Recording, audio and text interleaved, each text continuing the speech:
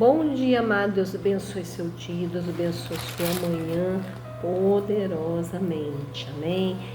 Todas as manhãs nós estamos aqui declarando a palavra de Deus, fortalecendo a sua vida, tendo nosso devocional, sabendo que o Senhor é aquele que guia os nossos caminhos, nossos passos e traça o melhor para cada um de nós. Amém? Hoje eu quero falar homens de pouca fé. Mateus 8:26 fala: perguntou então Jesus: por que sois tímidos, homens de pequena fé? E levantando-se, repreendeu os ventos e o mar e fez-se grande abundância. Em muitas ocasiões diferentes, nas nossas vidas, enfatizamos a importância da fé na nossa vida. Nós definimos fé, como alguém que confia em Deus e crê nele. Você não pode se tornar um cristão sem fé, porque sem fé é impossível agradar a Deus. E nem você pode ser fiel a Deus sem fé. Em Hebreus 11:6 nos fala que sem fé é impossível agradar a Deus. E que a fé é o fundamento sobre o qual nós edificamos o nosso caráter. E 1 João 5:4 nos diz que vencemos o mundo com a nossa fé. Então, uma fé tem que ser adequada e enfatizada. Mas a fé é frequentemente descrita em termos negativos, Existe fé morta, naufragada, fé sem obras, negação da fé, afastando-se da fé. Então, existe outro tipo de fé que se enquadra, aqui no inaceitável. Pouca fé. Então, nós vamos falar de 4 ocasiões em que Jesus disse aos seus discípulos, homens de pouca fé. E a primeira, quando nos preocupamos. Lá em Mateus capítulo 6, no verso 25-3, fala assim: por isso vos digo, não andeis ansiosos pela vossa vida, quanto a vez de comer e beber, nem vosso corpo, quanto a vez de vestir. Não é a vida mais do que o alimento, o corpo mais do que a veste? Observai as aves do céu, não semeiam, não colhem, nem ajuntam celeiros, contudo o vosso Pai Celeste nos alimenta. Porventura não valeis vós muito mais que as aves? De vós, por ansioso que esteja, pode acrescentar um côvado ao curso da vida? E por que andeis ansiosos quanto ao vestuário? Considerai-vos os lírios do campo, eles não trabalham nem ficam, contudo afirmo que nem Salomão, com toda a sua glória, se vestiu como qualquer um deles. Ora, se Deus veste assim as ervas do campo, que hoje existe e amanhã lançado no fogo, quanto mais a vós, outros homens de pequena fé. Jesus, no sermão do monte, da montanha, ele estava enfatizando a confiar em Deus. O seu chamado era para não nos preocuparmos com as coisas dessa vida. E Jesus destacou que Deus sabe do que nós precisamos e pode prover o que vamos precisar. A questão é, será que nós confiamos nele o suficiente para crer nisso? A Bíblia diz sobre preocupação. É algo que nós precisamos lembrar com frequência. Filipenses 4:6-7 diz para não estar ansioso por nada, mas com oração permita que Deus guarde o seu coração. Em Provérbios 12:25 fala: a ansiedade do coração do homem o abate, mas a boa palavra o alegra.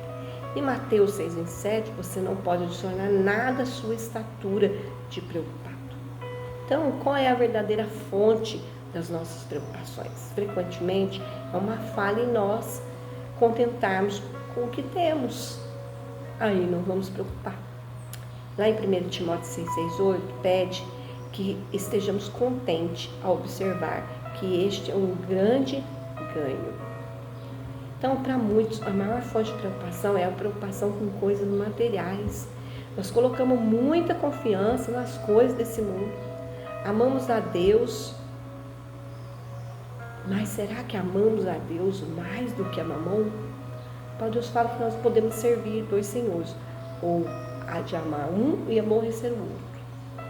E a palavra de Deus também fala em Mateus 6:24 que os nossos tesouros estão nessa terra, onde a traça e a ferrugem pode destruir. Jesus, né, ele observou que aquele que se preocupa tem pouca fé. Quando você fica obcecado com as coisas dessa vida, você está demonstrando falta de confiança em Deus para prover o que você precisa. Isso deve ser motivo suficiente para superar suas preocupações. Não nos esquecemos de que muitas vezes não precisamos tanto quanto o que nós achamos que precisamos, né? E lá em Mateus também, 8, 23 e 26, fala assim. Então, entrando ele no barco, seus discípulos seguiam, e eis que sobreveio no mar uma grande tempestade de sorte que o barco era varrido pelas ondas. Entretanto, Jesus dormia. Os discípulos vieram acordá-lo, dizendo: Senhor, salve, perecemos. Perguntou-lhe então Jesus: Por que sois tímido, homens de pequena fé? Levantando-se, repreendeu os ventos e o mar e fez grande bonança. Né? Jesus havia feito grandes obras em Cafarnaum. E ele entra em um barco com seus discípulos para ir para o outro lado. E durante a viagem, atravessando o mar, surgiu uma grande tempestade e fez com que os seus discípulos temessem pelas suas vidas. E Jesus estava dormindo enquanto as águas enchiam o barco e a tempestade, o vento era forte, e seus discípulos acordaram e imploraram que o salvasse. E o relato, né, em que Marcos os encontra dizendo: Você não se importa que estejamos morrendo? Em Marcos 4,38 fala isso. Jesus acorda e diz aos seus discípulos: Por que temeis, homens de pouca fé? Ele então repreende o vento, dizendo: Cala-te e aquieta-te. E eles ficam maravilhados com o milagre, porque até os ventos obedecem à palavra. O medo é uma emoção natural, né? É bom, é dado por Deus. O medo pode nos manter caminho certo, mas em Filipenses 2,12 nos diz para desenvolver nossa própria salvação com temor e tremor. Este é um medo saudável que pode nos levar à obediência. O medo pode nos impedir de rejeitar a Deus, né? Mas às vezes o medo transforma em covardia, falha de confiar naquele que é Deus, que nos protege verdadeiramente. E às vezes as consequências de uma ação nos impedem de fazer e dizer a coisa certa, né? Deus não se agrada disso, né? Como Deus também não se agrada dos covardes. Em Apocalipse 21, verso 8, olha o que a palavra de Deus fala. 21, 8, fala assim, ó. Quanto, porém, aos covardes, aos incrédulos, fulminados, assassinos, impuros, feiticeiros, idosos, todos os mentirosos, a parte que lhe cabe será no lago que arde com fogo e enxofre, saber, segunda morte. Né? Então, Deus não se agrada dos covardes. Amém? Então, meu querido, Deus, Ele está olhando o nosso coração, né? Jesus disse que Ele estaria conosco todos os dias. Então, nós precisamos enfrentar o nosso medo, né? Nossa fé deve conduzir as nossas circunstâncias. Quando temos medo, né, aí as circunstâncias dirigem nossos passos. Então, que você possa confiar no Senhor. Se você está com medo que impede de fazer o que precisa ser feito, então, né, busque no Senhor para que você não tenha pouca fé. Amém? Outra vez também, quando nós duvidamos, lá em Mateus capítulo 14, 22 a 31, vamos lá, Mateus 14, 22. Fala assim.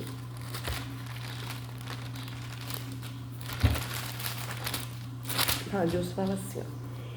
E logo em seguida, acompanhou Jesus disse para embarcar, passar diante do outro lado, enquanto ele despedia das multidões.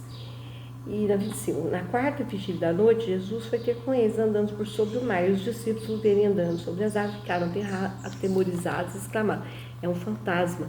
E tomando de medo, gritaram. Mas Jesus imediatamente lhe disse: tem de bom ânimo, sou eu, não temais. Respondendo Pedro, disse: se és tu, Senhor, manda ele ter contigo para sobre as águas. E ele disse: veio Pedro, e descendo do barco, andou sobre as águas e foi ter com ele. Reparando, porém, na força do vento, teve medo e começou a submergir: salva-me, Senhor. E prontamente Jesus estendeu a mão, tomou: homem de pequena fé, por que duvidaste? Nossa, outra ocasião aqui, né, que Jesus fala de homem de pequena fé. Então, nós vemos, né, que Jesus fala: tenha bom ânimo, não tenha medo, né? Então, como nós observamos aqui, muitas vezes nós olhamos circunstâncias, Nós olhamos a situação das nossas vidas.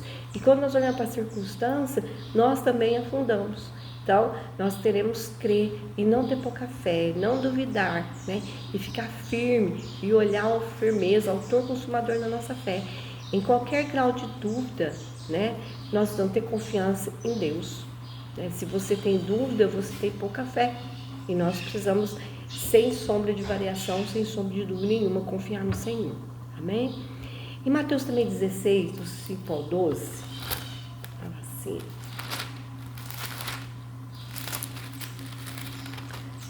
Deus fala aqui, 16, do 5 ao 12, fala assim. Ora, temos de se passar pelo outro lado, esqueceram de levar pão. E Jesus disse, vede, e acantelaram os fermentos fariseus dos saduceus. Ele, porém, discorria entre si, dizendo, é porque não trouxemos pão. Percebemos Jesus, por que discorrer entre vós, homens de pequena fé, sobre o pão que terdes ou não terdes pão? Então, Jesus acabaram aqui, né, de encerrar um confronto com os líderes de Deus. E aí os seus discípulos cruzaram o mar da Galileia e novamente esqueceram de levar o pão com eles. E Jesus falou, olhai-vos e acautelai os fermentos fariseus saduceus. Nós somos informados que o discípulo argumentou como Jesus, dizendo, porque eles esqueceram o pão. E Jesus respondeu, homens de pequena fé. E ele continua a lembrar que ele havia feito um milagre maravilhoso na grande multidão 2 vezes. Né? E o problema era a direção dos pensamentos. Eles ainda estavam pensando em termos materialistas e mudando, eles estavam pensando nas coisas ainda do pão. Então, Jesus já tinha feito o milagre da multiplicação dos pães, alimentado uma multidão. E por que eles estavam preocupados com o pão? Né?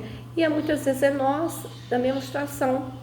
Nós sabemos, às vezes, Deus supre tantas necessidades e nós continuamos preocupados com as situações da nossa vida. Assim, meu querido, a nossa preocupação quer dizer que nós somos homens e mulheres de pouca fé, né? De pequena fé. Então, nós podemos ver, né, que Deus é um Deus de ontem, hoje e amanhã. Que nós possamos esforçar, superar qualquer atitude de buscar, né, para ter uma grande fé em que não pode ser movida. Que a nossa fé seja uma fé que transporte os montes. Amém? Pai, em nome de Jesus, nós queremos declarar que nós não queremos ser homens e mulheres de pequena fé, mas que a nossa fé possa ser operante, uma fé grande, que possa mover toda e qualquer situação. Nós lançamos fora toda dúvida, sabendo, Deus, que o Senhor está no controle de todas as coisas, Pai.